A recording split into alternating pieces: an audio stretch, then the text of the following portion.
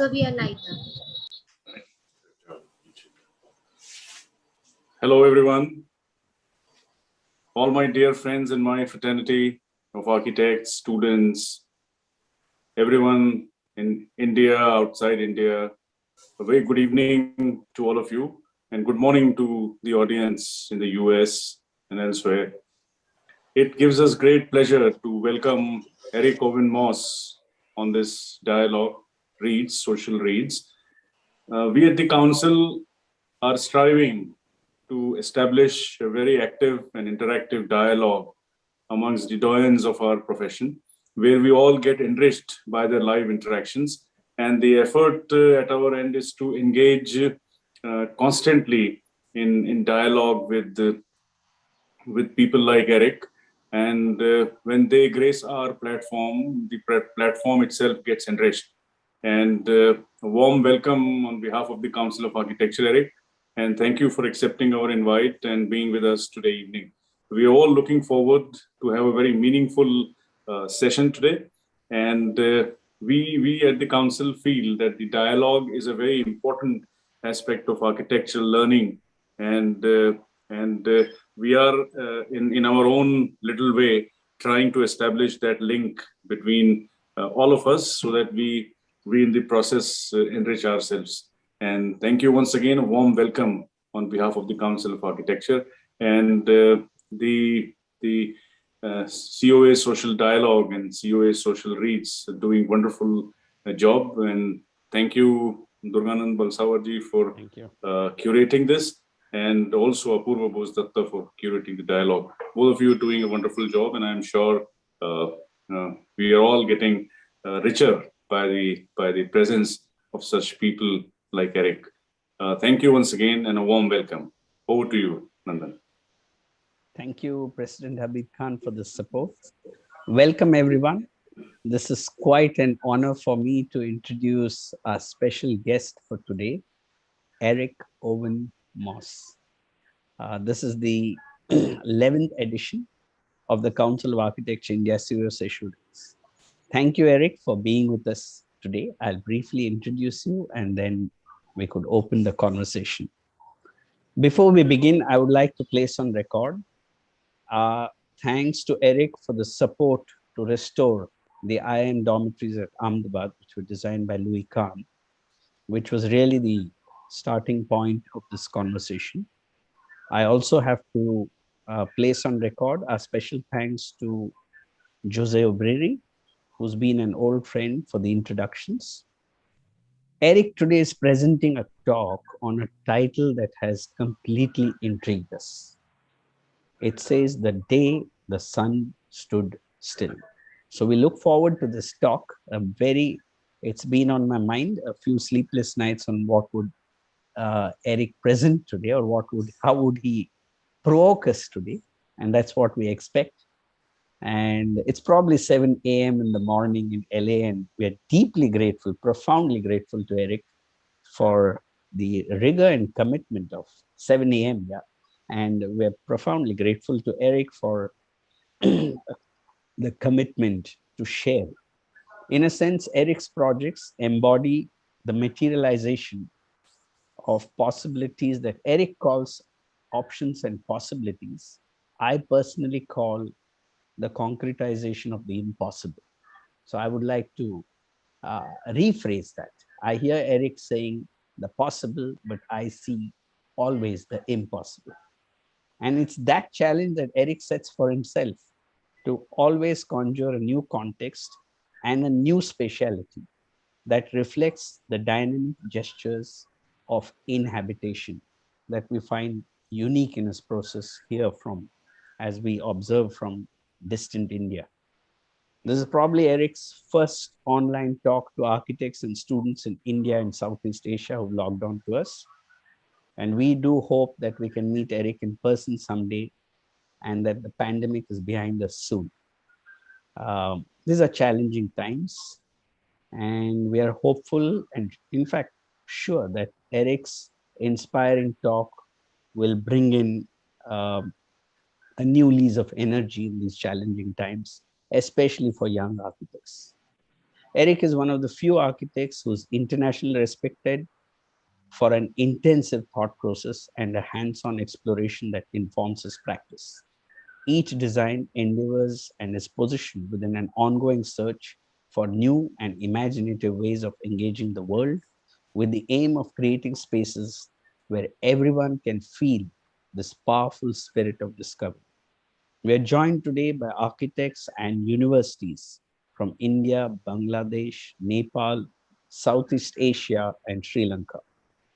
Eric's amazing profile has been posted on the invitation with a link to the website of ERIC OWEN MOSS Architects, and also records three seminal books: The Construction Manual, AADCU 2008, The New City, I Will See It When I Believe It, in 2016. I hope Eric gives us a glimpse of that in his presentation. And of course, the seminal Nanjing Charter, which we hope to dialogue after his presentation, because it's a paradox. As we see, there's a paradox in that, and we look forward to that discussion of the paradox. So I'll briefly introduce Eric before. Eric Owen Moss was born and raised in Los Angeles, California. He received a Bachelor of Arts from the University of California at Los Angeles and holds a master's degree in architecture from both the University of California at Berkeley and the College of Environmental Design and Harvard University's Graduate School of Design. ERIC OWEN MOSS Architects was founded in 1973. The Culver City-based office, and I think many of Eric's projects are based in that region. Whether it's project or projects, we will see, because I think Eric conjures them as a single project, though they may have been labeled multiple projects. There are 22 published monographs on the work of the office, and the office has garnered over 150 local and international design awards. The rest of the profile, I would request you all to access on our websites. We will be posting it even after the talk again, so that we have more time listening to Eric.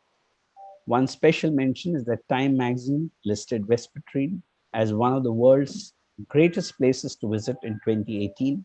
And in 2020, the Conjunctive Points, the new city, was awarded the AIA 25-year award. Now you may read up on what the 25-year award is about. Moss has held teaching positions at major universities around the world, including Harvard, Yale, Columbia, University of Applied Arts in Vienna, and the Royal Academy in Copenhagen. I think Eric has a competition project also based in Vienna, and I hope we can get a glimpse of it at some time. He has been a long-time professor at SkyArc and served as its director from 2002 to 2015, and received the Most Admired Educator Award from the Design Futures Council in 2013. And so everyone, please join us in inviting ERIC OWEN MOSS. Welcome, Eric. It's an honor to invite you to share your provocative thoughts today. And you are at liberty. This is not a formal platform. You are at liberty, and there's complete freedom in presenting the way you would like. This is not, while the council supports our platform, the platform is really open for any boundary of discourse. Thank you, Eric. We invite you to present.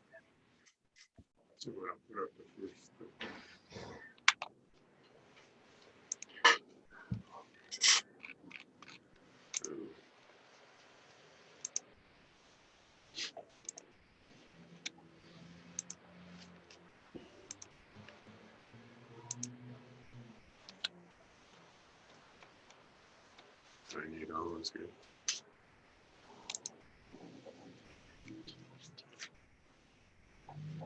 Good evening and good morning, I guess I should say. Thank you very much for the invitation.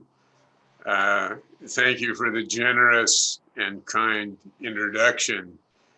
And I noted your reference to the day the sun stood still.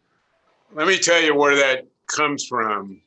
It comes from a magazine article in the 1950s that I dug out at some point, and it was a tracing of a cultural event that was hypothesized as a point in time thousands of years ago when the sun, according to legend or myth or story or fantasy, that the sun actually literally physiologically stood in the same place in the sky. I'm not in a position to confirm that that happened. The usual skepticism would probably accompany that. But what interested me is it came from a professor called Velikovsky, who was originally a Russian psychoanalyst who ultimately taught for many years at Princeton University in New Jersey. And he chased these myths or these stories in cultural ways. So that belongs to the Hebrew Bible. I think it also belongs to a piece, it's a tale in India's culture, in China's, and in various cultures around the world. So he tried to make a case, he tried to hypothesize that if all of these disparate points on the globe at some point repeated the same story, that conceivably it was so. So as I said, I'm not here to discourse on that aspect of culture, never mind physics and astronomy. But it was fascinating to me in the way that the introduction referenced it, because it suggests the capacity for architecture to astonish or surprise or to offer a perspective in an imaginative way, which is outside the conventional, predictable, understandable, recognizable form of events as we understand them day to day. So I think my perspective or my hypothesis has to do with this capacity of architecture to introduce the inordinate in a world where what's anticipated is the ordinate or the ordinary. That doesn't mean it happens always. I think it happens more likely one architect at a time. It's not generic, it's not part of a movement, but it is the capacity or within the capacity of architecture, I'm arguing, to move the world to a place where it isn't, which is to say architecture can make the world other than it is. This is a collection of models that I've assembled over many years. And I think the inspiration for this came from my dad, who was a writer and a poet. And I remember watching him sitting when he wasn't writing what he was writing, he was making lists of words, synonyms, antonyms, homonyms, and so on. And in a certain sense, in an analogous way, this is my list. And it grows, it adds, it subtracts, and so on. What's important about this is that in the sense that we often understand architecture as part of an extroverted world, these are purposeless. They're purposeless. They have no program. They have no budget. They have no scale. They have no site. They have no client. So if you debit all of those components from architecture, in my view, this is what's left. A kind of pure architecture, form, space, shape, material rendition. So this is my list.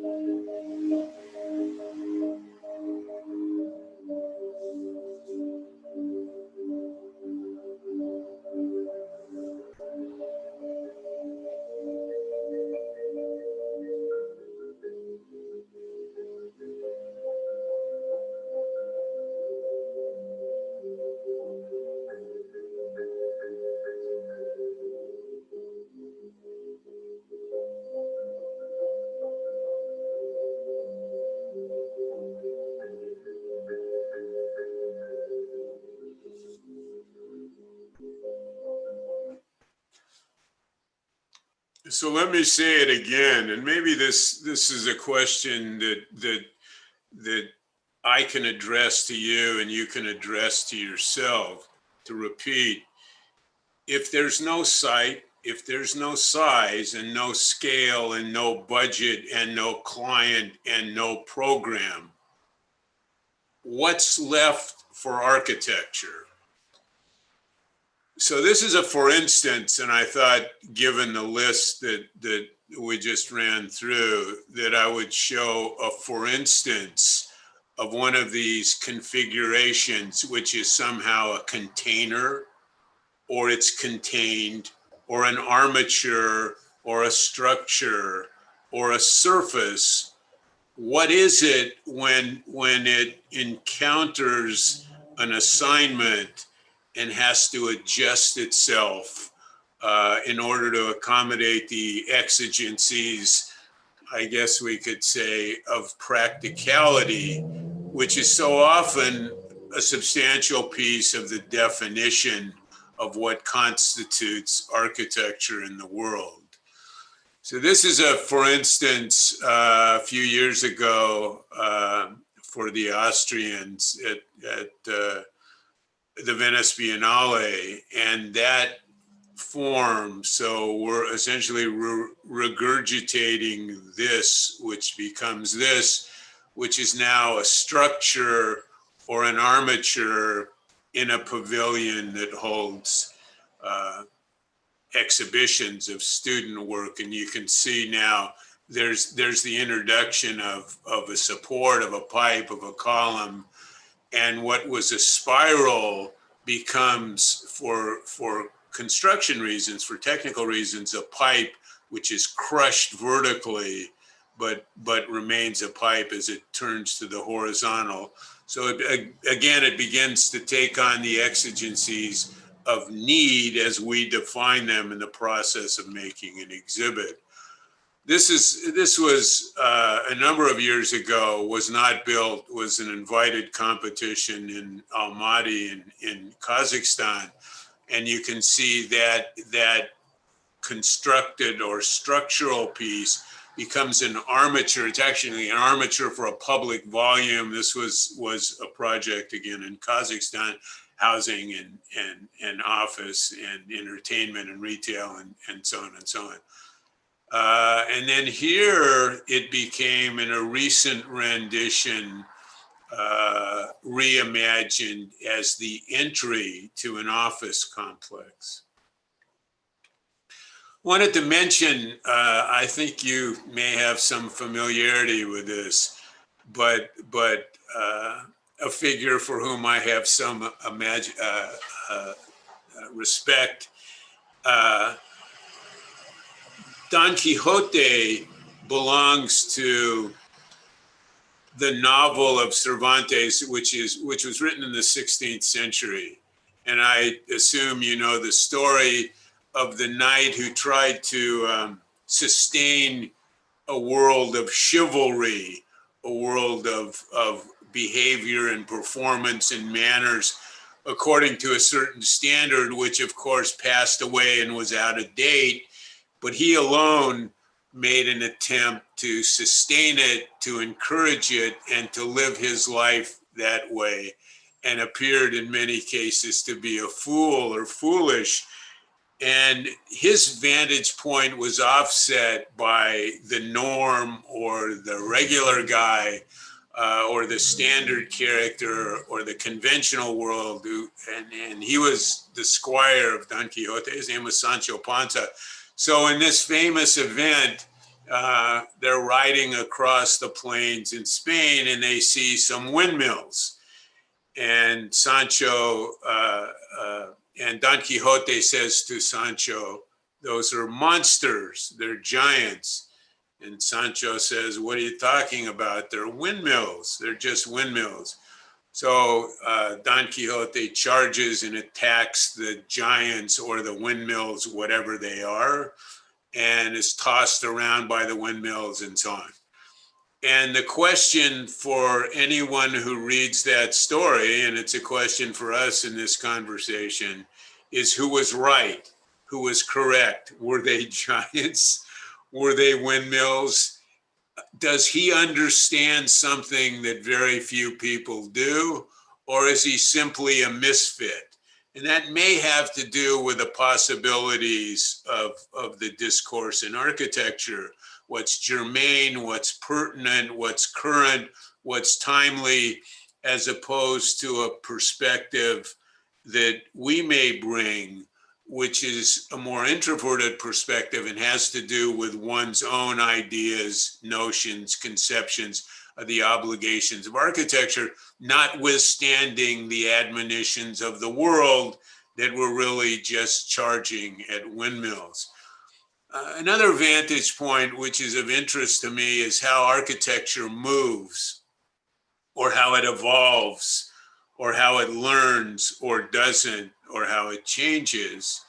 And the Domus Aurea, which you may know, I don't think you can get into it anymore, but it's Nero's house, so to speak.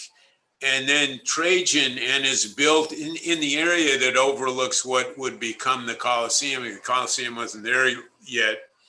And then Trajan comes along and inserts his baths on top of, in the most aggressive way, crushing portions of the Domus Aurea in the process, as one point of view or one source of power or one conceptual vantage point tries to set another aside, not in a gentle way or an evolutionary way or a step-by-step way, but aggressively defoliating one of the other.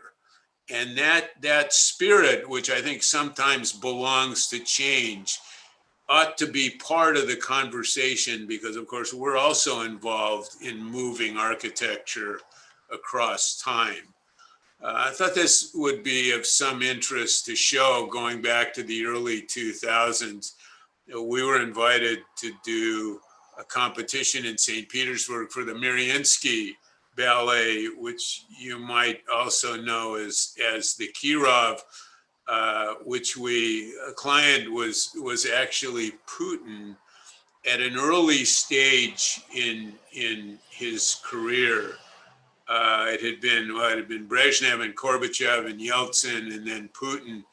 And the aspiration, this may take us a bit into the world of the intersection of politics and design, but the aspiration was that, as in Russia in the early 20th century, 1918, with the Kerensky government, the prospect existed as a hypothesis that Russia might become democratic.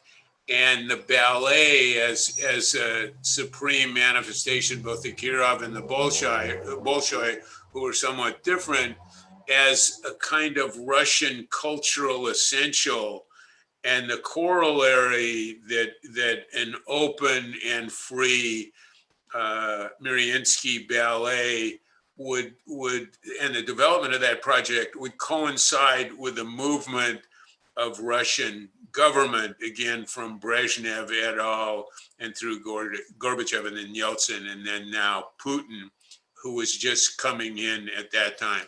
So I think the spirit of the project was not only a spirit of the making of a space to accommodate the Mariinsky Ballet, who was so remarkable, actually, they could dance on the sidewalks, notwithstanding problems with the Russian weather. So this was and we ultimately won the competition.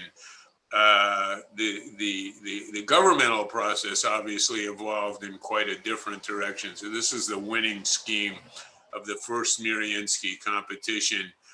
And I show this was another one about the same time that we won in New York, in Queens, the Queens Museum of Art, which uses the same or similar interests and form language. And there is generally a fascination, I have to say, over the years with glass and the capacity of glass to be there and simultaneously not to be there, and to make something which is there and isn't, and in some cases actually becoming a support system and a structure. So the capacity to be present and to be absent, I think is very much a part of the way I have learned to think about these subjects, and arrive at a conclusion that the reality of things isn't the advocacy of one position or another in the world, but the tension between possibilities and the ambition or the aspiration to keep multiple possibilities alive in the context simultaneously, as opposed to an allegiance to one or the other. And ultimately, we were able to deliver this sort of construction, as you see here. This back to Russia now, Russia about 15 years later, a few years ago, and we were invited, this ultimately wasn't built, well, we were invited with a few other architects to do the Russian National Bank, but it was presented not as a bank in a conventional sense. It's really an 800-meter long, or half a mile in our terms, long project, which has an executive piece, a workers piece, and then an information venue or street or circulation system. And I think the goal on the Russian side was to make a kind of open, information available, multiple vantage points in terms of the conception, the interrelationship of information and change, and of course, capital and money. Whether that's a good fit intellectually in the Russian environment probably remains a question. So this was that project presented a few years ago. The towers, this is the executive wing. This on the perimeter was the workers zone. And then this is a kind of information highway, analog Silicon Valley, not so much as image, but as content. This is another project a few years back that I thought we had won, ultimately came in second. This is an invited competition for the Mexican National Library. And it raised an interesting question. I won't go into this in a lot of detail, but it comes to be more of a question as the interrelationship of international voices in architecture in juxtaposition with local or national trends or interests or currents, and how it's possible, if it is, to conceive an amalgamation which belongs to a general set of ideas, which might be applicable in any number of places, and a particular set of ideas that very much would be localized. And the reason I mention this, I don't have images of that, and it takes us off on a tangent. But for instance, Teotihuacan, the work of the Aztecs, the work of the Mayans, which is quite fascinating, what's called in this part of the world pre-Columbian architecture, and deals very much with the sun and the position of the sun and the role of the sun in the sky in a kind of spiritual way as well as an astronomical way. So there were a series of courts in the project. In here, these courts, 1, 2, 3, 4, and they change shape and they're seasonal. So they weren't a literal manifestation of the Mayan or Aztec pedigree, but they demonstrated at least an interest in the possibility of a continuity of ideas in different forms over time, as opposed to the end of that and the beginning of something else. This was the entry to the library and cultural center, and then in the northwestern sector of Mexico City. This is a more current project, Southwest China. Again, a conceptual diagram preceded the making of the project. It's an event center which adjoins a hotel, so it has lecture space and exhibition space and so on. And it's a chronology conceptually. Maybe you read this in the sketch from the outside, which has certain external manifestations in terms of moving people in and out and up and down. And as one moves from the outside to the inside, one moves through various conceptual zones that change form and obligations, moving again from inside to outside and outside to inside. It's actually, I don't think we have the site in here, but it's on a hill. It's actually a spectacular site overlooking a very long, thin lake called Lake Erhai, which was polluted apparently, and President Xi came in and I think they're working now very hard to clean up the pollution of the lake. So anyway, this is a hillside that looks over, adjoins a hotel and looks over that lake. And you can see the working of the ground, which I think is consistently part of what we do here. In other words, on what surface do you begin? Or in fact, are you given a surface which is the beginning, or do you initiate the beginning? In this case, we did by carving up the site in various ways. And there's an amphitheater there, which exists as a part of an entrance under the building. And then there's an exhibition area. You can see in the upper right, there actually is a raised portion of the site, and there's parking and so on. And then this is the sequence. That's a lecture hall, and this is the project from the outside.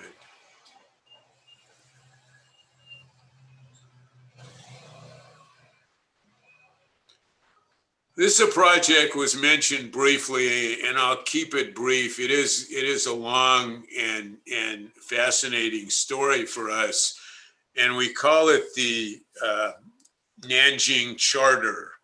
And it was worked on over a number of years in and out of China as a conceptual extension to the city that some of you may know of, Nanjing. And it's a wetlands area. And so there always was a priority. It's not a system of highways or conventional roads.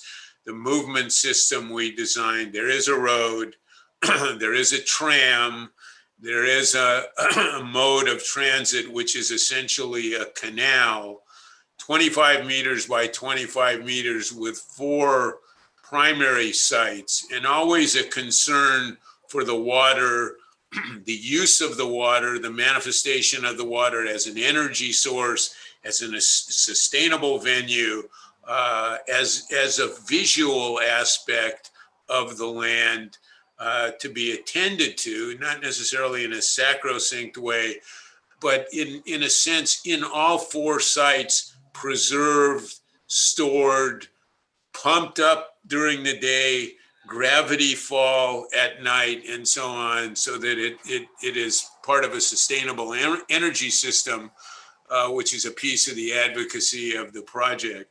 The other thing is that calling it, labeling it the Nanjing Charter, and of course sitting in Chandigarh, which I think is in Haryana state, which I visited a number of years ago, which belongs, of course, to the Athens Charter, which originated with the CIAM people.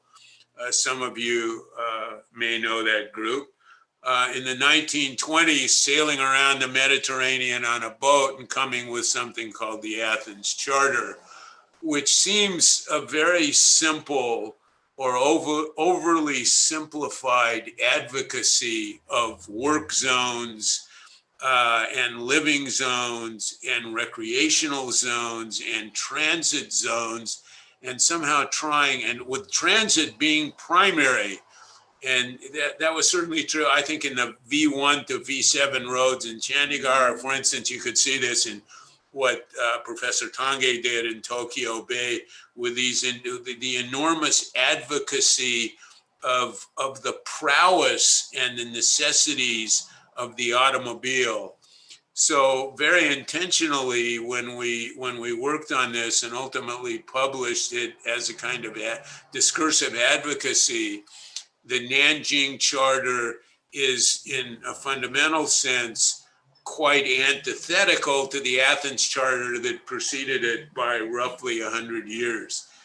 And there are three organizational components, not work and recreation and living and transit, but organizational pieces, which I've referred to as topology, typology, and topography. So this is not necessarily to be cute or to be clever or to be poetic, but really to look at degrees of conceptual specificity. Because I think what this is gargantuan architecture in a manifestation which is city making or urbanism or city planning. So that the topology of pieces would be broad organizational strategies, which don't necessitate specific forms. And then the typology would be moving toward more particularized form, shape, order, organization, and ultimately the introduction of the topography then makes specific and articulate in a literal sense what buildings and groups of buildings are. There's a general discussion, and we could stretch this out for many hours, but it gives you an idea how we were looking at it. Anyway, site 1, site 2, site 3.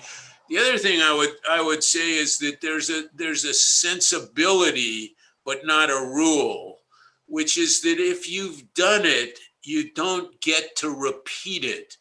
So that the form language or the solution, if it works as we and the clientele came to define it, ipso facto, you don't do it again, but you reinvestigate, reimagine, and so on.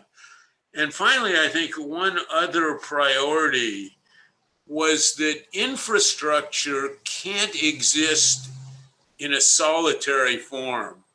So as a freeway or as a media tower or as a tram system or as a high-speed train or whatever it is, those pieces or those infrastructure artifacts of the city have to be added to, amended to, reimagined so they include recreation or entertainment or housing or commerce or whatever they include, but no solitary infrastructure. So infrastructure is architecture and architecture is infrastructure.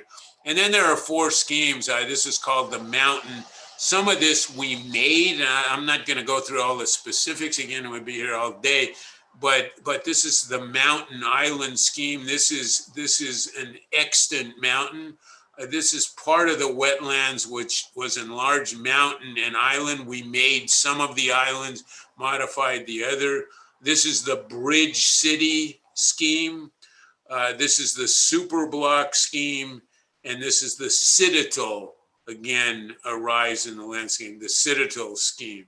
So those are the 4 pieces within the 25 minutes. And I just give you a glance. So this is the mountain condition and the islands and how to make an island and how to make a tower on an island and how to make the perimeter of this water body, the wetlands for the most part remaining as they were. And just conversationally, a piece of infrastructure that holds the tram and housing. And how does one deal with land on a hillside? And one can terrace the land. And that's something we all know and recognize. We can raise buildings over the land. We can carve an amphitheater into the land. And so there are various manifestations of this. So there's no ideological predilection about you got to do this, you must do this, you can't do that, and so on. So we're not, so how to make an island, here it is. How to make the tower, here it is. How to carve a hole in the mountain, here it is, and so on. So the relationships of topologies to typologies to literal solutions. This is the bridge city, the towers in a conceptual sense twisted to face the sun. There's a housing zone, there's a commerce and public zone, and there is a tram that follows this across in east-west and north-south directions. So that's the bridge city.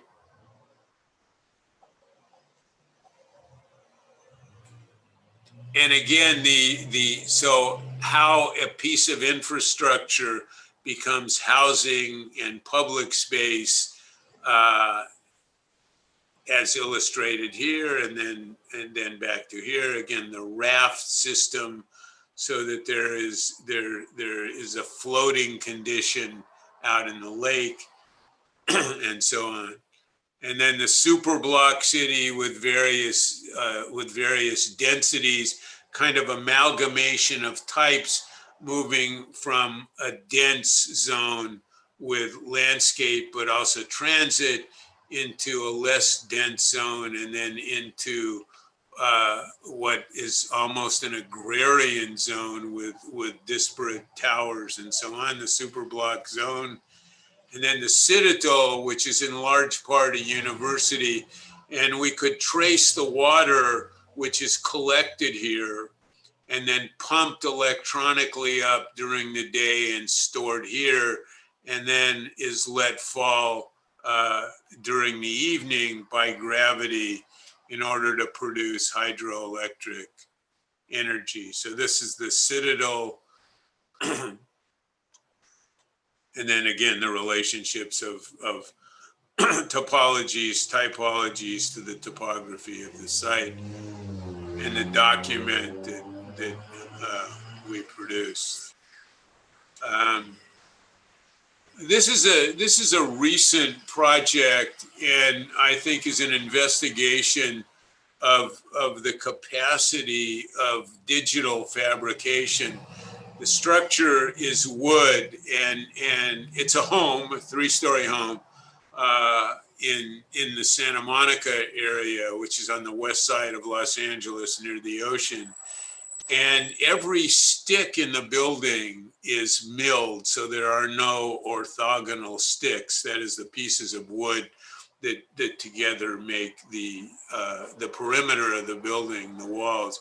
And I say that not because that's a signification of an esoteric project or an unusual conceptual idea. It's a tool that is certainly available to all of us now, and it allows us to make things, or things have become form, shape, space plausible that were much more difficult in former times. And what's happened, the building can be talked about in a way, it can be talked about in a number of ways, but as 4 corners. So each corner, so this is an orthogonal condition at a roof line and a curvilinear condition at the floor. And if this is the tension between possibilities and the transformation of the building across the corner as it goes from that orthogonal condition, and you can see what happens to the glass and then what happens to the glass again. So as it transforms across this vertical condition, so the plan is one condition at the ground. It's an entirely different condition at the roof line, and the shape of the building, with the assistance of the milling process, transforms from that condition at grade to that condition in the sky. And it does it differently, although in a related way. So this corner is different than this corner is different than this. We had to stick a couple of cars in here somebody's planning obligation, which then accounts for this, which became internally a theater. This is in a worm's eye, the shape of the building on the ground and the shape of the building in the sky. And then you can see how the corners were made, digitally milled, moving toward the right angle, moving toward the curve, the corner, a building made of 4 corners. And then I mentioned to you that area where we're obligated to park automobiles on either side. And the milled shapes here, and that translates on the second level floor into, so that surface becomes that surface, which is actually a theater where people can sit and watch whatever comes up on the screen. This again at a further date, the surface of the building is actually a rubberized material that's sprayed on. It's not usually used for residential buildings. It's used for cyclotrons and stadium roofs and things like that. And the reason for the selection of that material is it's extremely thin, although it's watertight. We'll find out about that, obviously. But it's very thin, and therefore it allows the reading, a very precise reading of the intersection of the milling process, the engineering process and the milling process, with the final form of the building. So what you get here is a manifestation of the capacity to mill this transitional form again as it moves from a curvilinear condition to an orthogonal condition.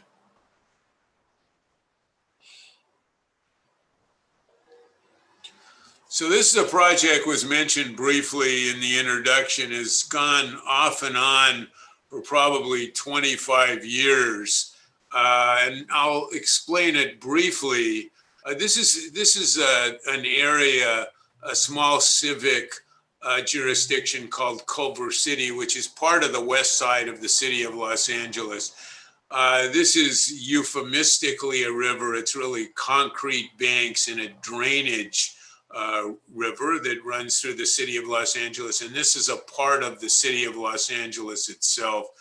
The reason that if you drove through here, you wouldn't make that distinction that this belongs to one civic jurisdiction and this belongs to another, but the zoning or the what is allowable in terms of scale and height and density and all of that, those kinds of things is very different in the city of Los Angeles than it is in the city of Culver City. There's a new train, a local train, not a high-speed train, but a local commuter train that runs along here. This was an old right-of-way where a train used to run through the site. And essentially what the site is, it goes back, I think, to the 1930s, 1940s, 1950s. It's an industrial manufacturing site which was successful and productive with a lot of employment into, I think, the 1960s, when that employment started to dissipate and diminish, the area started to deteriorate.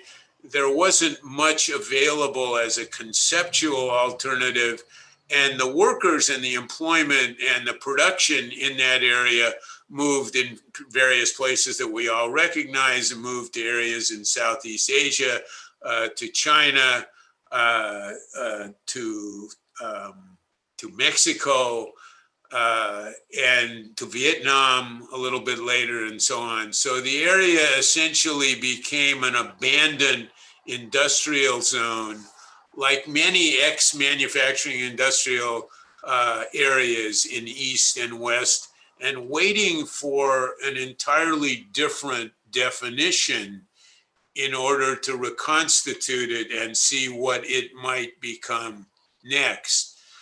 So this is both, again, like Nanjing, a planning conversation, but the hypothesis of Nanjing was an almost instantaneous transformation, whereas the hypothesis of Culver City manifests a very different point of view and probably is more intelligent, which is we don't know, we think we know, we strategize, the economy moves, the transit moves, the employment changes, the industrial production capacity changes. The venues that are plausible for commercial and office work change from high-rise towers to more informal use of warehouses. And given the COVID situation that we're still in the midst of, is likely to transform again. So these series of projects done over a number of years also carry with them the changes in politics, in economy, in industry, and employment. And because it never belonged to a fixed series of rules and regulations, it was always dexterous enough. And I should be clear, this is privately owned. This is all privately owned. So the client who then brings in other clients that we've worked with. So the client is doing this as an individual private initiative. That also is worth a discussion, but not in this current conversation. So this is a project that was added entitled The Box, which is not quite a box, but belongs to the discourse of boxing and unboxing and the role of that shape, form, space in the discourse of architecture, which it's certainly still a part of. This was done in the middle to late 90s for Cineon Kodak as a headquarters. It's about 100 meters long, an air rights project lifted in the air over a road. It's an office building. See it there. And then, of course, the context in which this was produced, which is an ex-industrial manufacturing area. This is a project done slightly later. I did talk about the movement between possibilities, and this is conceptually a kind of transformative form.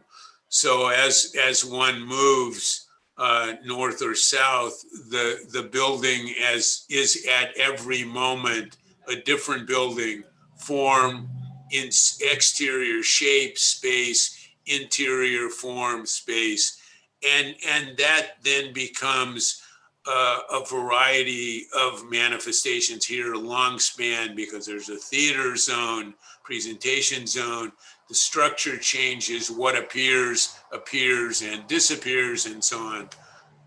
This was done in the early 2000s.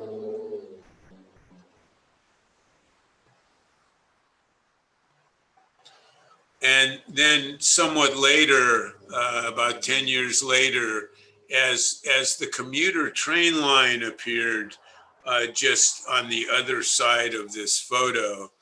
So here you're looking north, here you're looking south. The train is running along out here, as I showed you in the model. And this is an exhibit center, actually, with a variety of screens. It can carry a variety of videos, announcements, kind of Ginza, Times Square, that sort of thing, but no commerce allowed. So the owners, and they were perfectly satisfied to do that. So whatever constitutes culture, art, and so on, to be debated and defined, but no commerce allowed. And then there are interior decks or internal decks open to the air. And there are a series of exhibit platforms. Then one enters on these bridges, as you can see down here. There also is a performance area. So this is a train line here, the entry bridge, train line running through here. And then an eating luncheon area down in this terrace zone, cut into the ground. Again, always a consideration of the interrelationship of the site and the ground and where the project begins. And then here a small conversation place or pit or amphitheater, and you actually can project here, and the speaker stands up here and talks to a relatively small audience.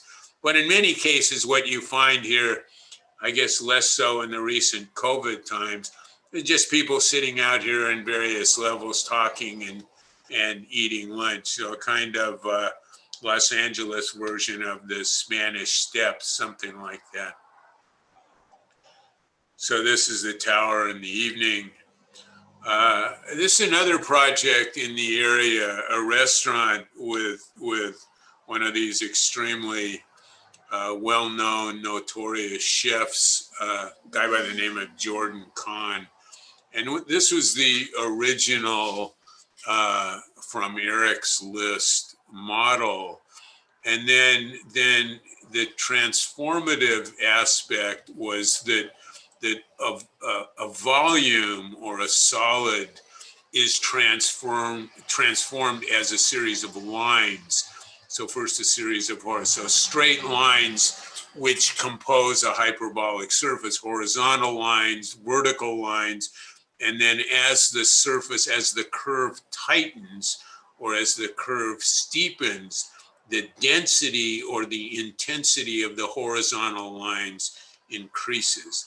So this is a restaurant called Vespertine, and it's one of these unusual projects where we were in a position to do the architecture. You can see the structure here.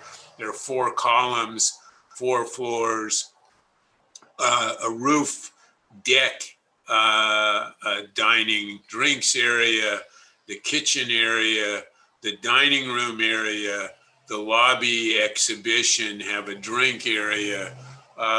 Quite an unusual organization for a restaurant. Restaurants are typically on 1 floor, at the most 2.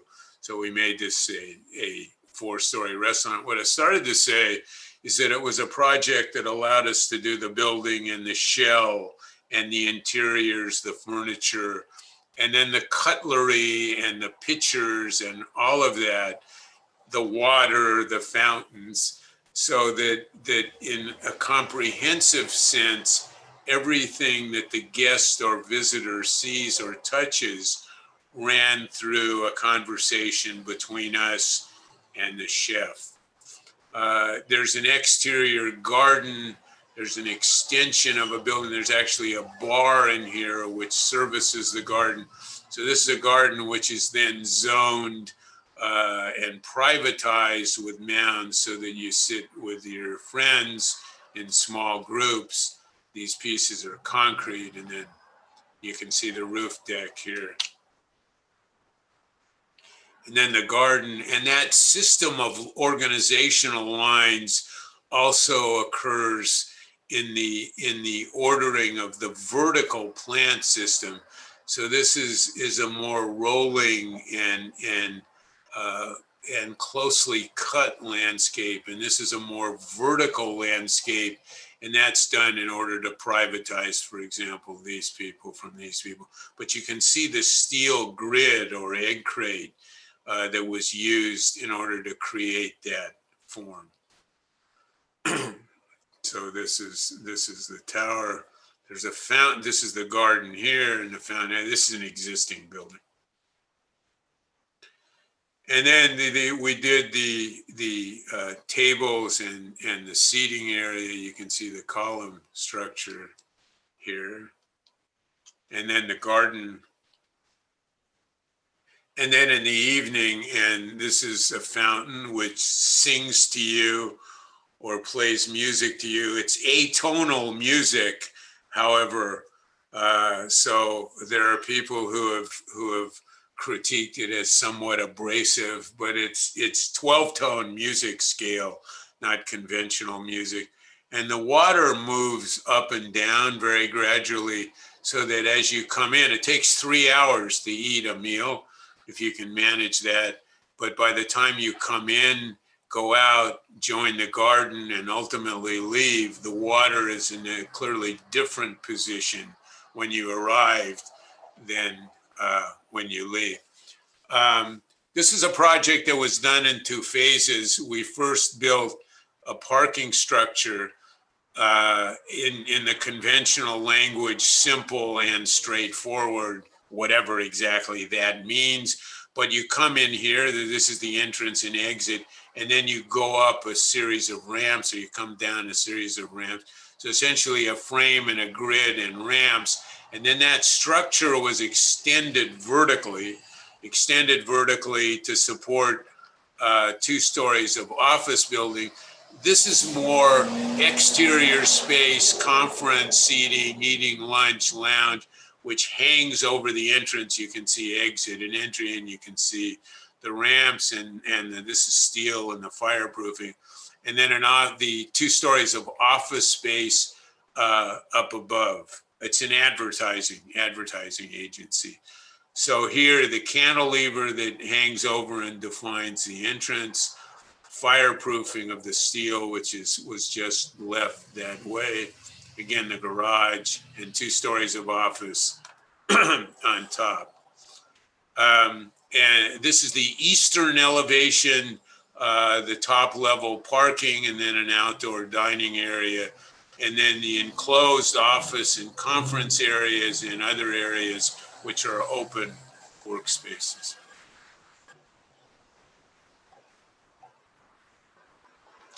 I don't know, I only mention this because it's stuck in my mind when, you may know Harry Cobb, who died recently, a longtime associate of IMP, but he came to see the project, and the planter, and I think this is true, we take some care with whatever we touch, and it slopes down to the walk. So this is the parking side and the plant.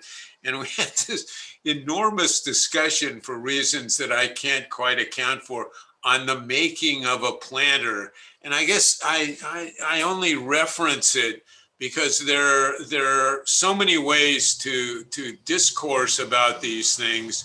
And in the end, most of them that belong to the conversation as the project was developed over the years are left out of this presentation. This gives you a sense of the interior of the building and various work areas. Again, the structure is the vertical structure is a continuation of the garage frame. So the office frame was anticipated and run 2 stories up beyond the 4-story garage.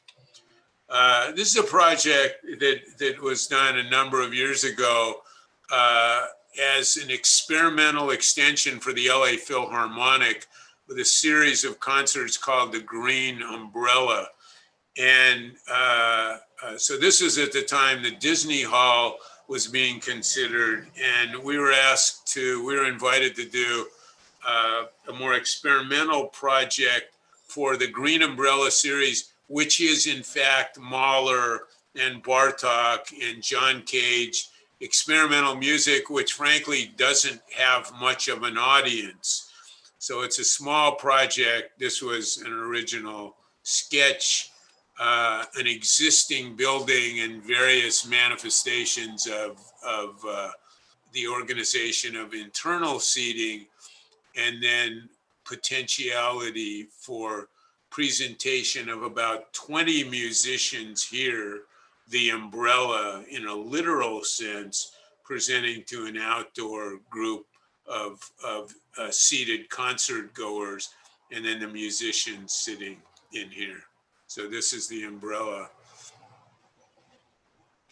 And this had other associations, as I mentioned a few minutes ago, in the St. Petersburg project for the Mariinsky and the Queens project for the museum in New York, and was constructed here and rationalized to some extent disingenuously as an acoustic shell over musicians seated on the stepping system under the glass. This is another one, another glass investigation, which has 2 manifestations.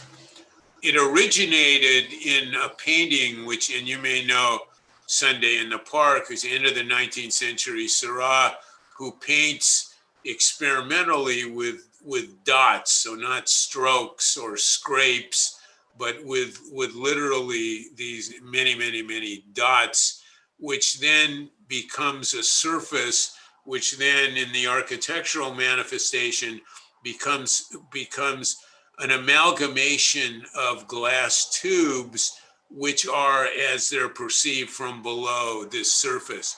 But this also has a structure. I mentioned this sort of irony of glass, that it's there and it isn't. And this, in a literal sense, had to do with glass tubes as vertical cords in a Varendale truss. So they're actually part of the load-bearing system.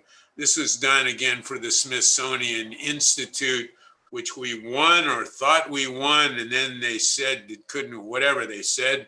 I guess nobody is particularly interested in those stories, but this is the presentation we made to the Smithsonian Institute, which is a kind of museum art preservation institution in Washington, D.C., near the American Capitol.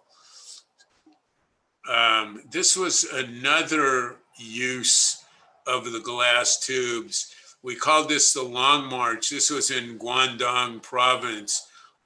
This is Zaha's museum, and we were in Opera House, and we were invited to present this in a competition, limited competition, as an art museum in Guangdong province. And we proposed the changing in the configuration of the land, and then the use of the glass tubes in a different manifestation, very different than the Smithsonian, as the famous Long March in the 1930s, which is a substantial part of the origins of contemporary history in China. So that was the Long March.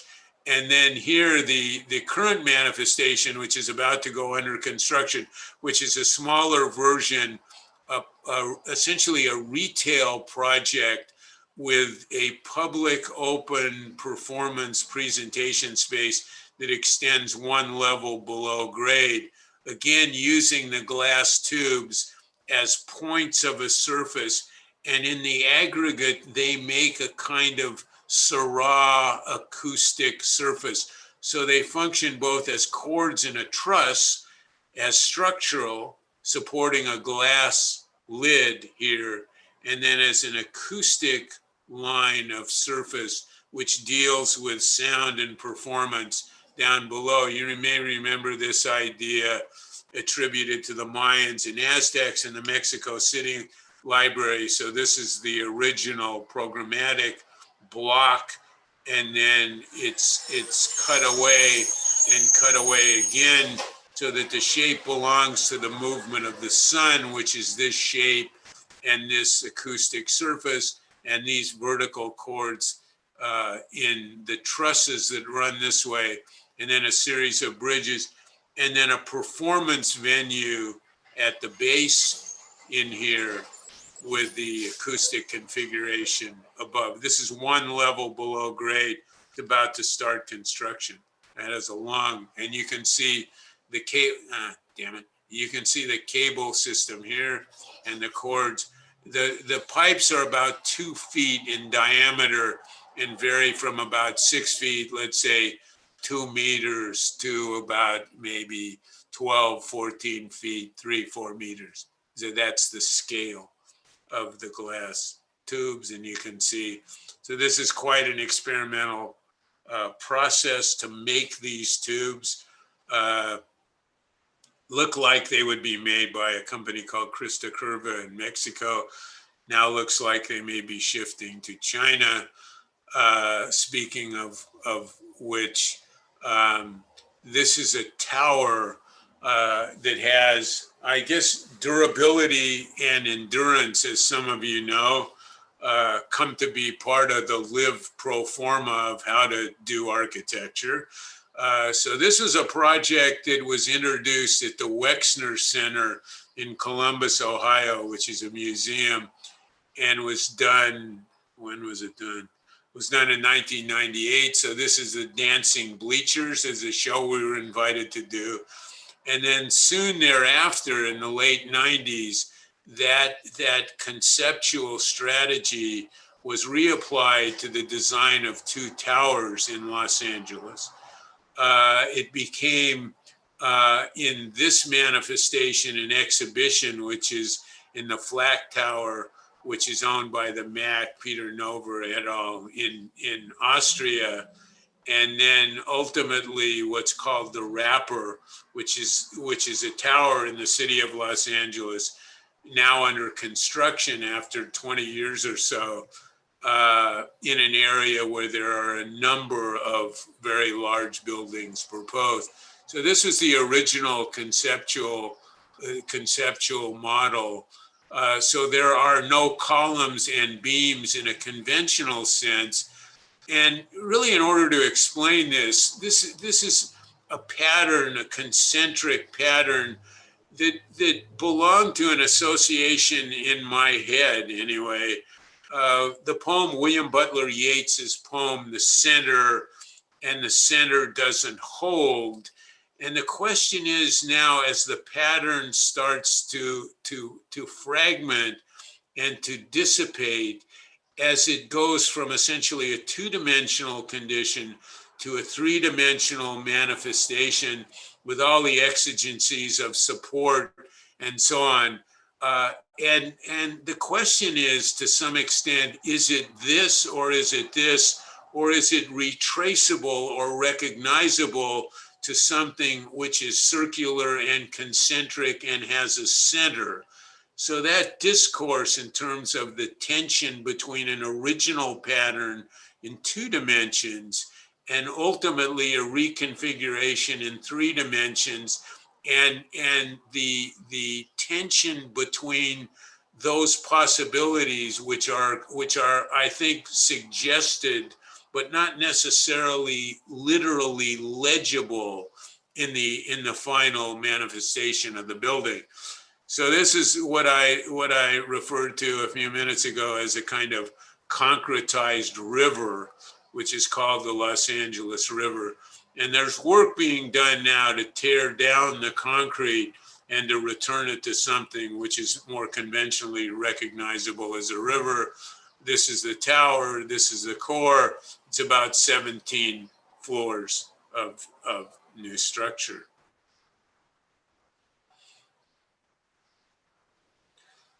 This is an interesting model, and the one on the left is the one we didn't do, and the one on the left is the one we did. It's a model produced by the engineers and was done as a part of a conversation about isolators.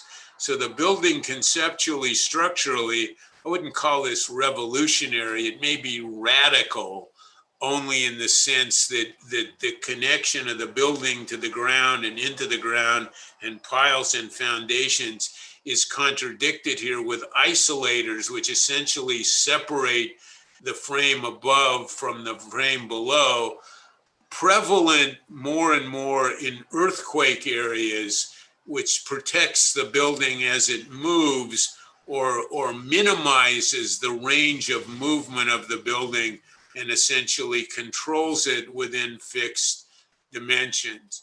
And there's something very operatic about this, which is the pouring of the original mat foundation of the tower, and then it's been under construction for a couple of years, has about another year to go, but you can see it in various steps, manifestations.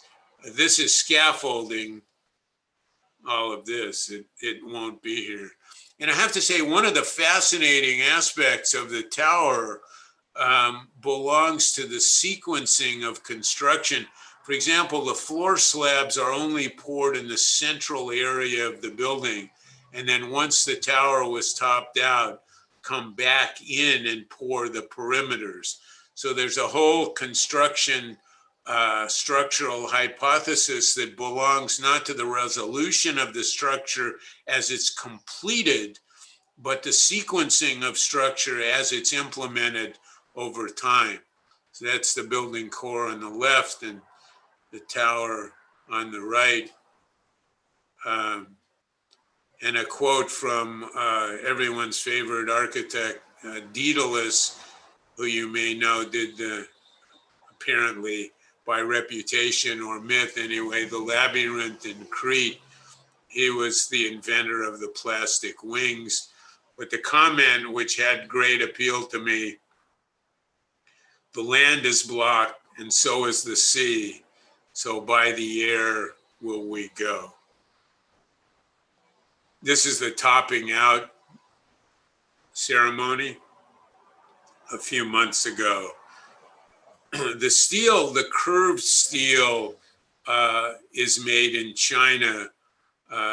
The normative steel in America, and then there are corner pieces which are actually made and cut in Germany. So this is always an appeal to us, this sort of internationalization, not only of the conversation, which was mentioned in the introduction, but literally in the construction of the building. So this wouldn't be done without the Germans and the Chinese, as well as the Americans. This is part of a site. So this is the project called the wrapper that we're talking. This is the second wrapper, which we're working on at the moment. This is the third project, which is in the planning department, getting approval as we speak. So this is a conceptual gate between the first wrapper, the second wrapper, and this very large tower, which has different internal obligations, I should say. This is an office building. This is an office building.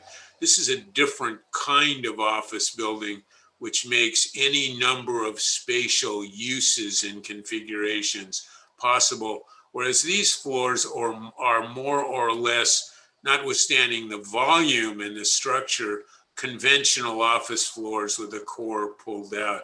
And I think this has to do with a transition in office typologies and the use or the reinterpretation of the office experience as time goes.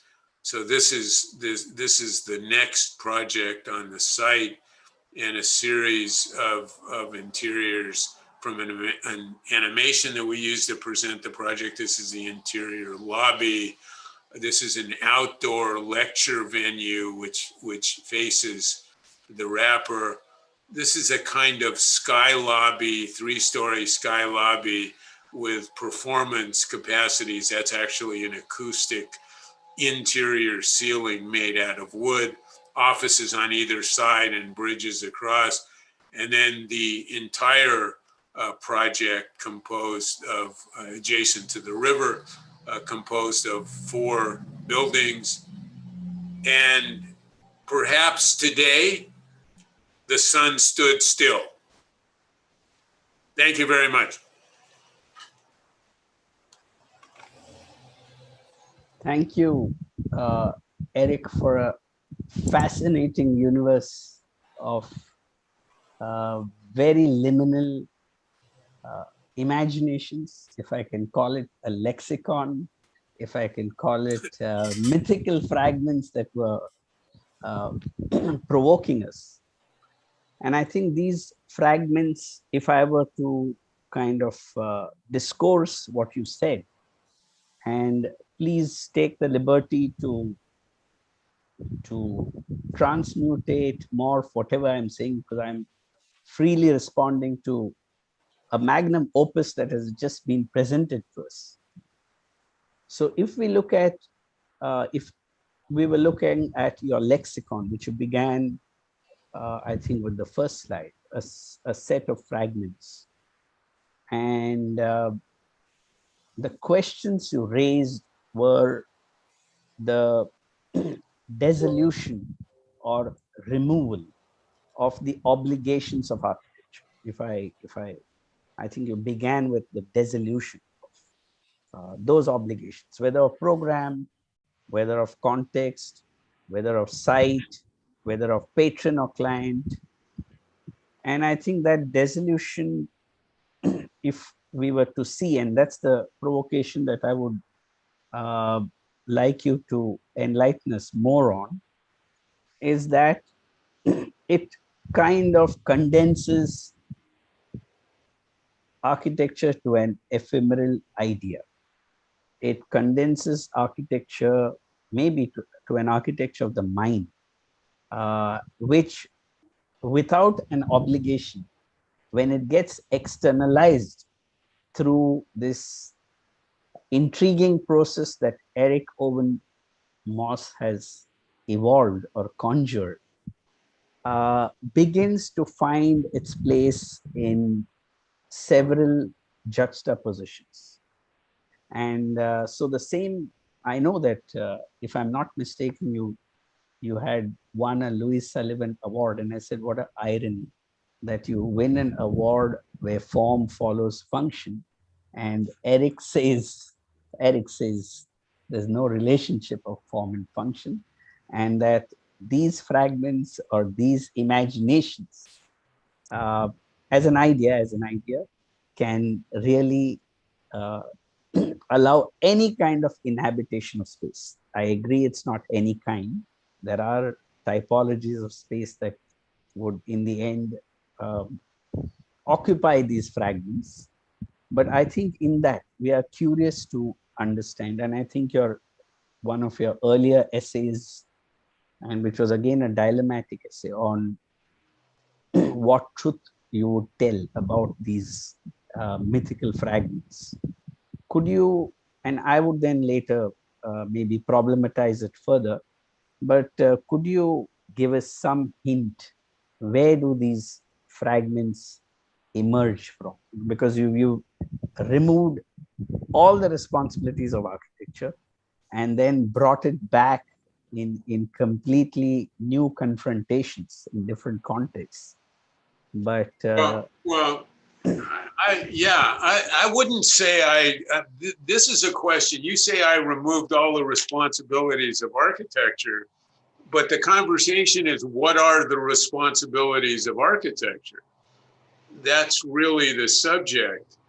And I think what I was interested, at least in proposing or as suggesting, and this is my vantage point, and others will have other vantage points, that the definition of life in the world has to do with dealing with the exigencies that the world hands you.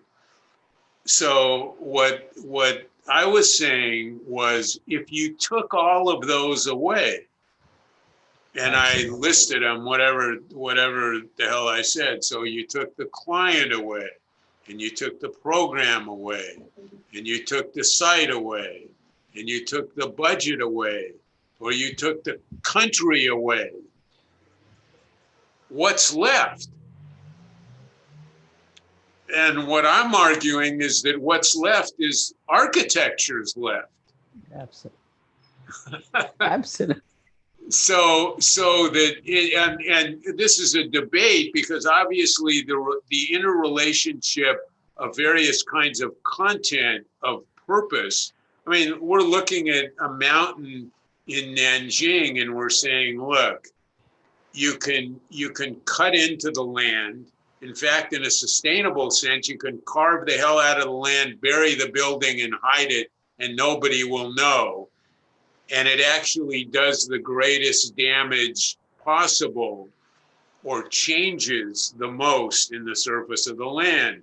You can raise a building over the land, which touches the land least, but visually is the strongest and clearest manifestation of the presence of people and building. And there are various adjustments between those two extremes. And I'm interested in all of those. I wouldn't say that my argument would be allegiance to one. Don't carve the land. Don't raise the building over the land and make it an event.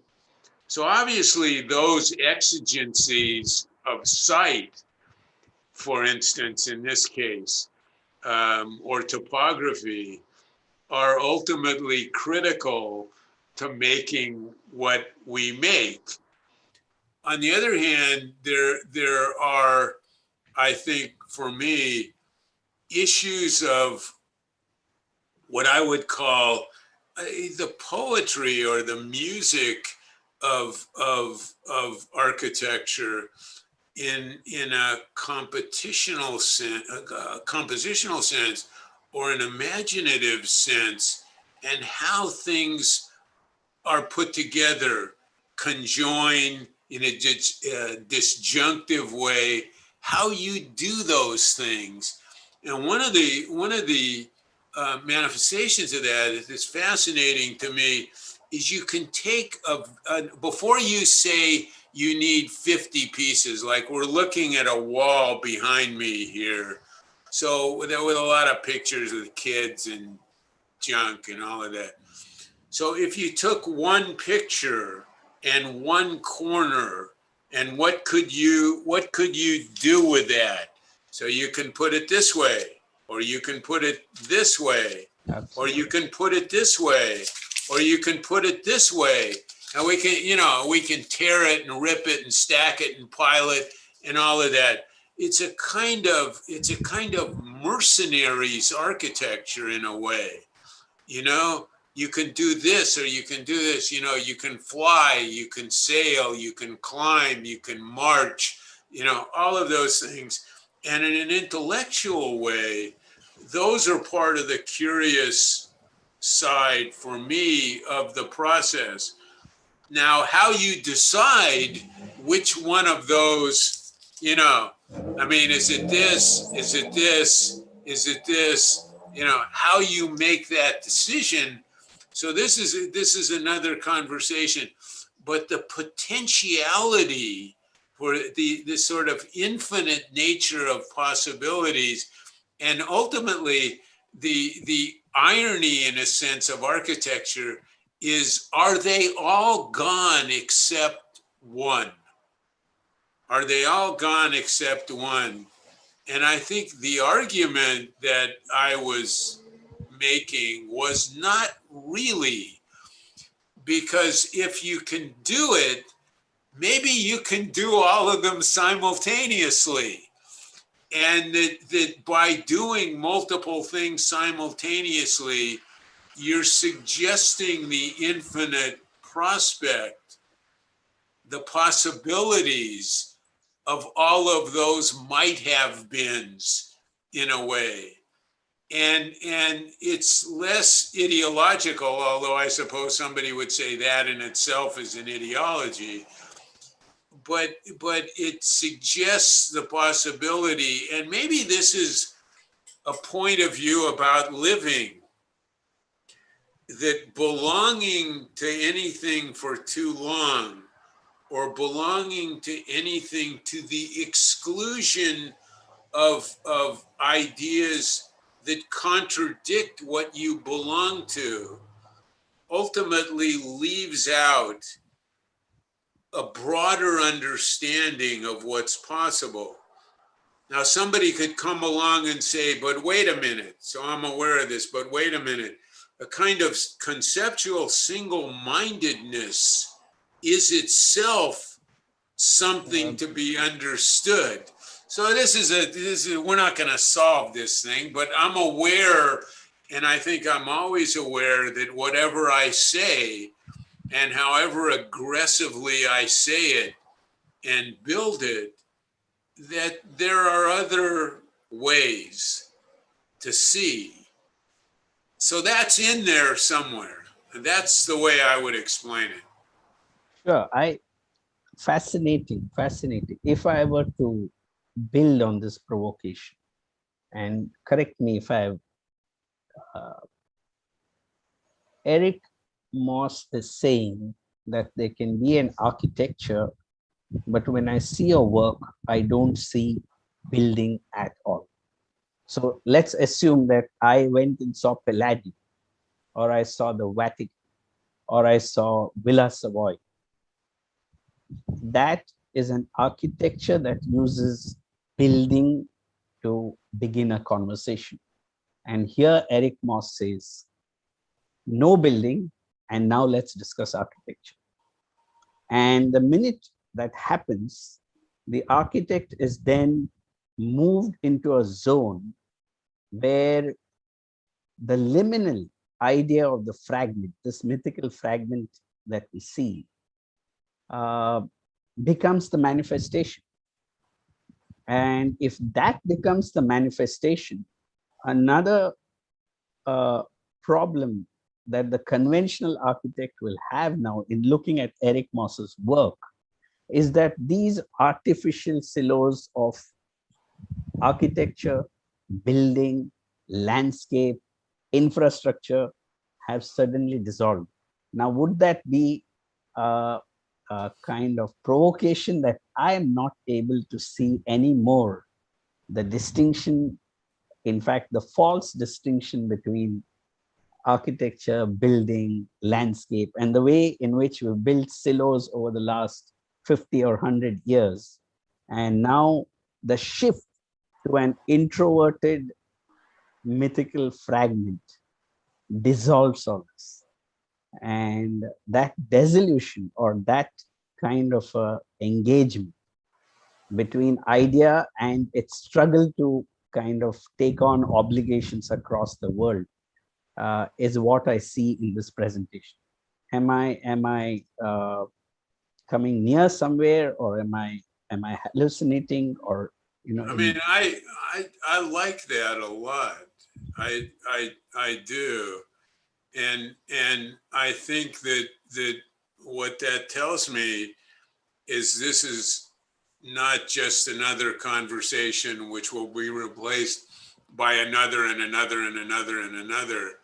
That there's something has been exchanged, which gives it a different kind of presence or reality. And what's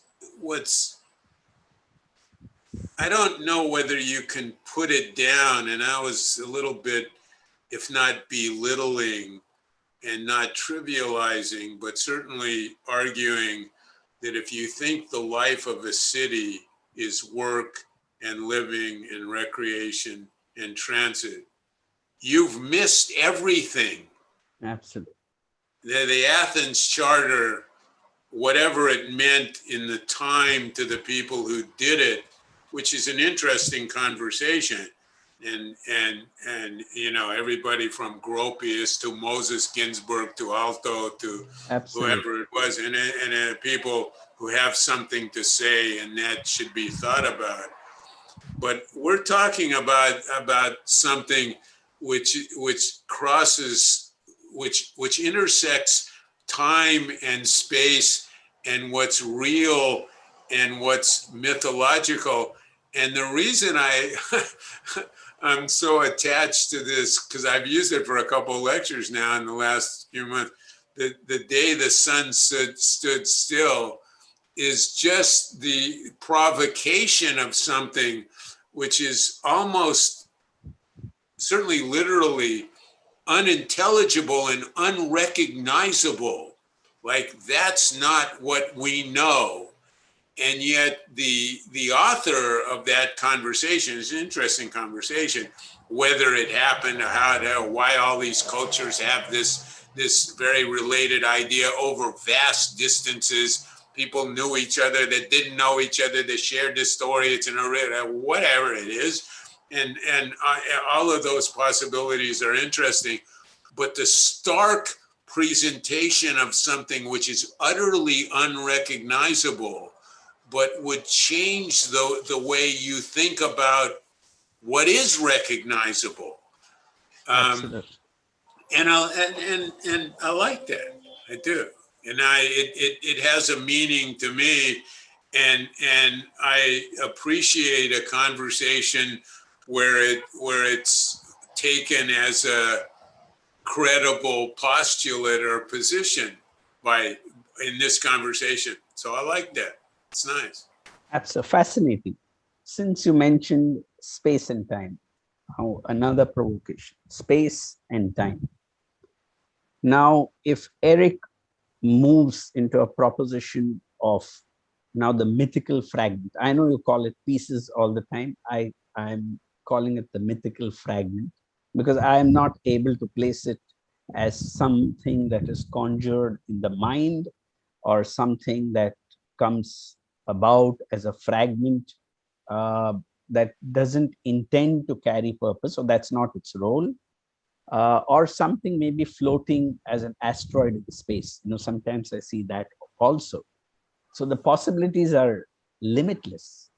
So given this relationship of space and time, there were two projects, if I kind of juxtapose them next to one another. And Eric, you may respond to it in the way you want. You need not even respond to what I'm saying. But let's assume that there were two projects now that get condensed next to one another. One is the project of the Mexican library, and the other is what you've often called the civil engineered city of LA. I like that term, civil engineered city of LA. So you have one town which is relatively new, doesn't have the pedigree of heritage, and the other which is ancient. Maybe tomorrow you are building in Rome. What happens to the fragment when it kind of begins to converse with that kind of consciousness of either heritage or something relatively new? Would the relatively new push ERIC Moss to go more inward, because now there's no context to fall upon, no heritage as a crutch to relate to?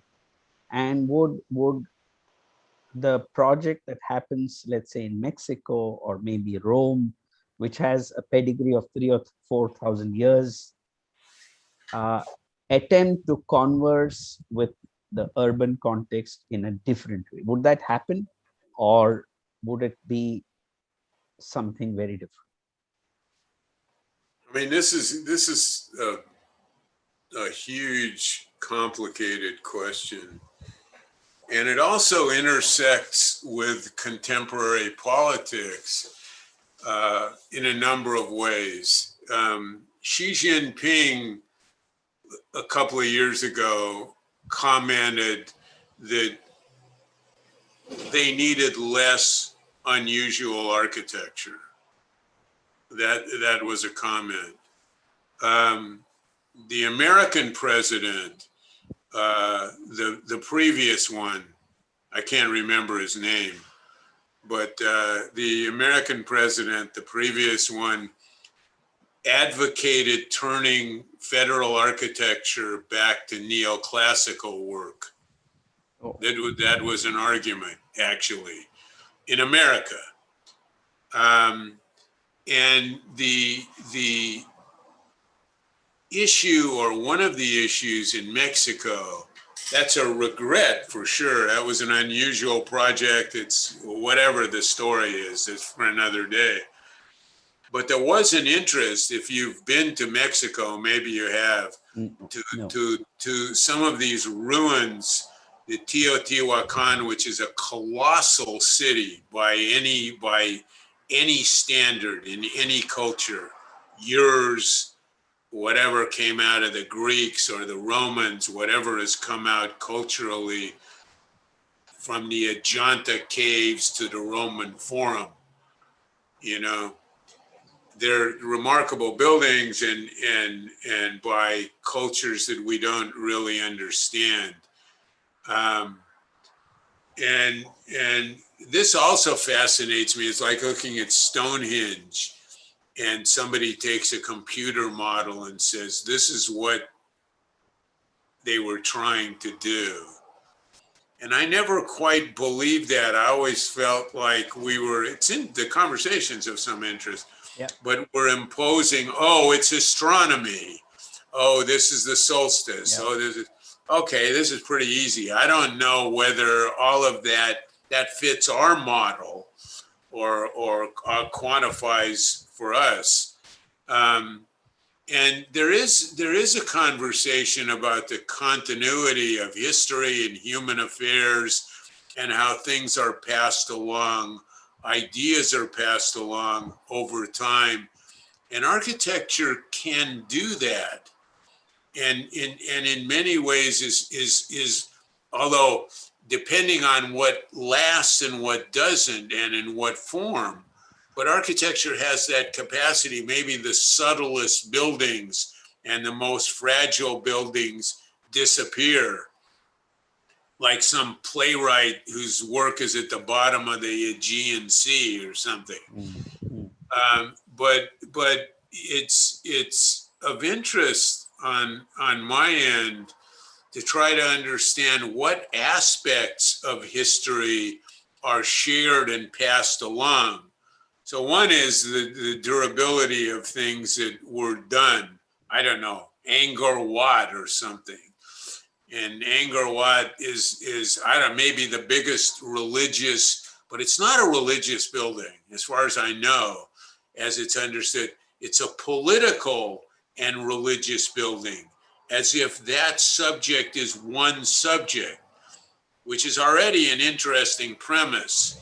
At least in the Western world, that wouldn't be the premise at the moment, although who knows. So the continuity of form and shape and space and material is also the continuity in some cases of ideas.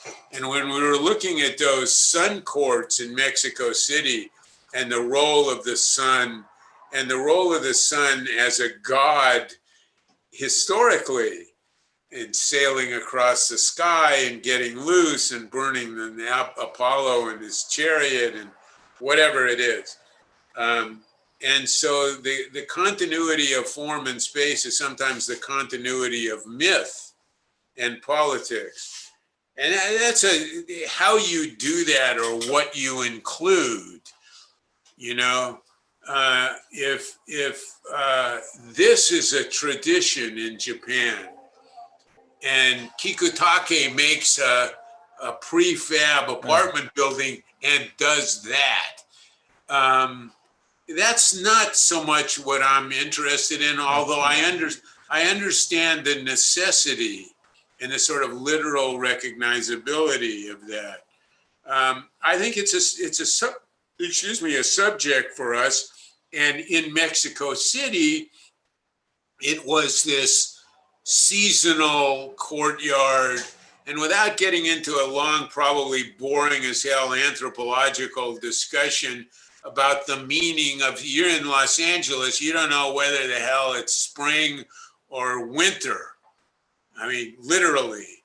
So, I mean, those conversations in a more primitive, the word primitive is in quotes, but in a more primitive culture where seasonal changes are recognizable in terms of what a life can do or endure.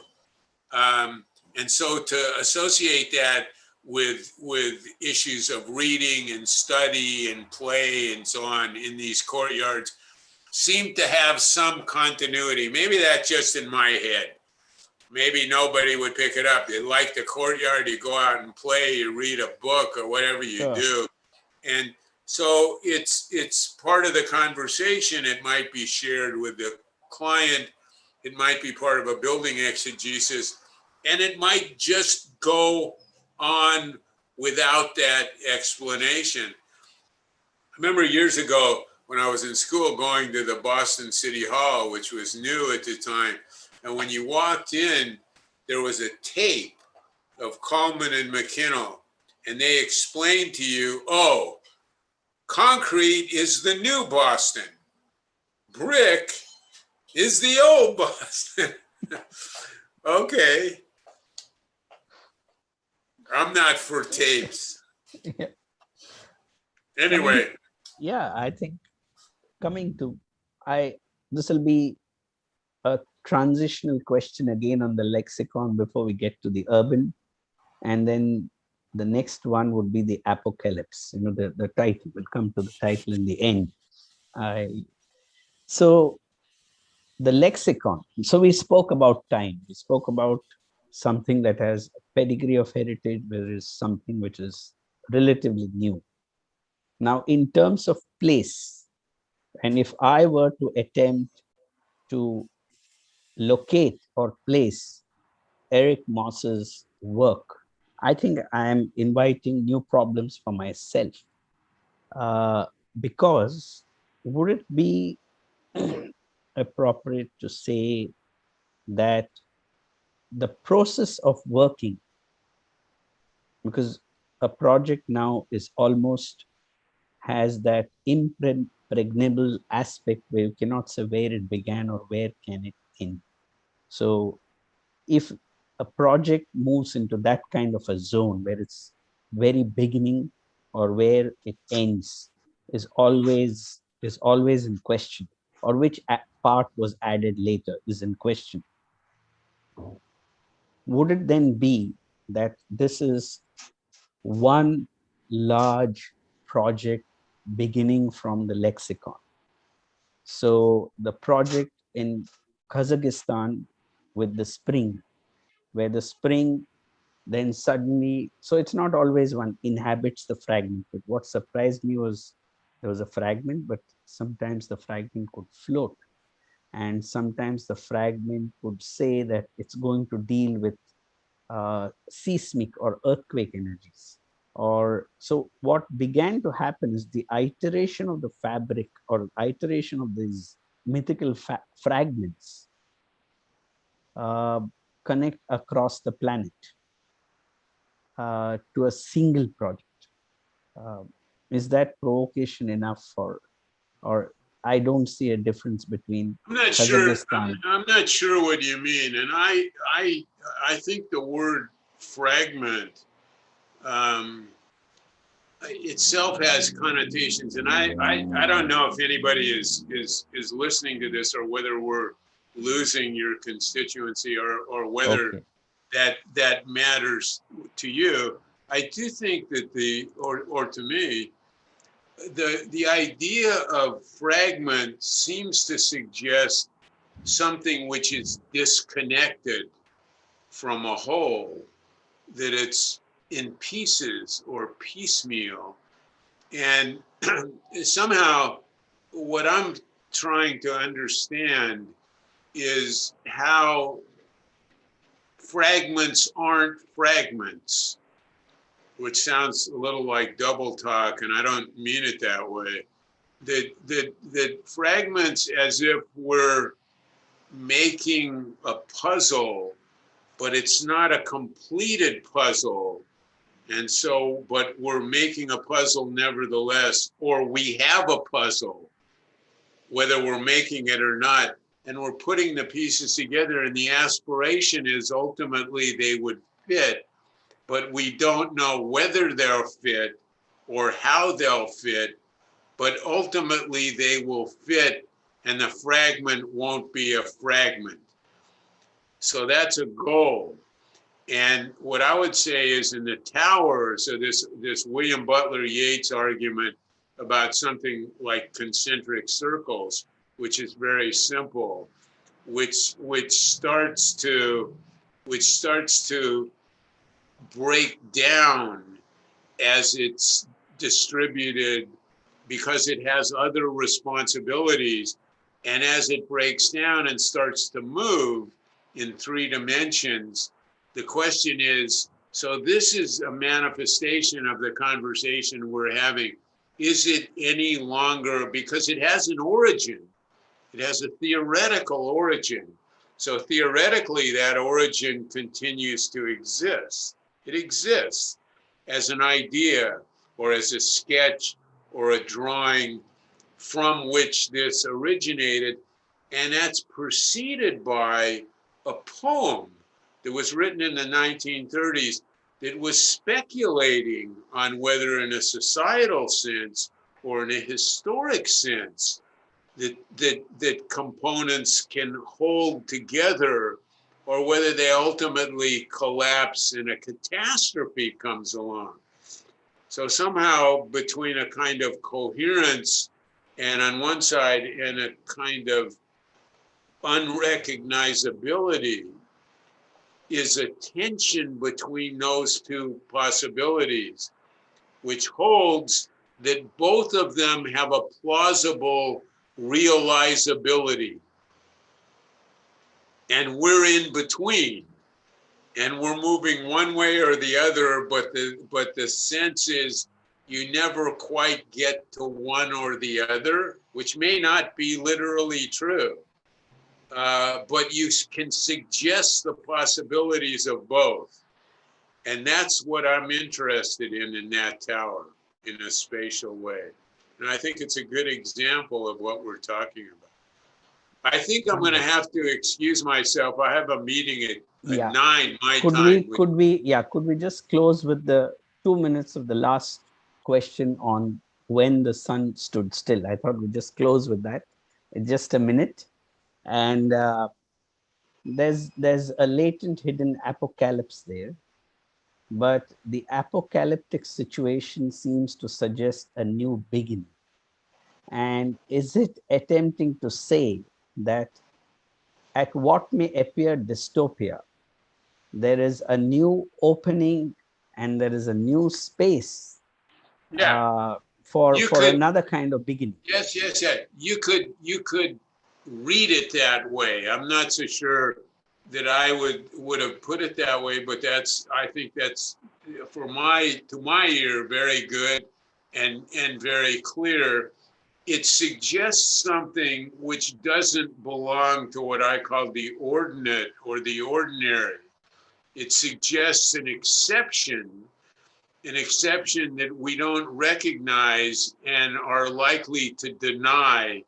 And in a literal sense, if you look at the scientific literature that surrounded that conversation, there's a hell of a lot of negativity. Like, no way in hell that ever happened. You know, nice story, nice myth, nice, these guys didn't get it, but it didn't happen. But could it happen or did it happen wasn't so much my issue, is that it suggested something.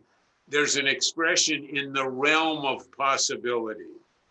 So that's an English expression. So this was a suggestion of the opportunity, which is what you said, outside the realm of possibility, which, if it happens, changes the meaning of what's possible, which is what you said. So there's another way to see and think and understand, which happens when the sun stands still. Thank you.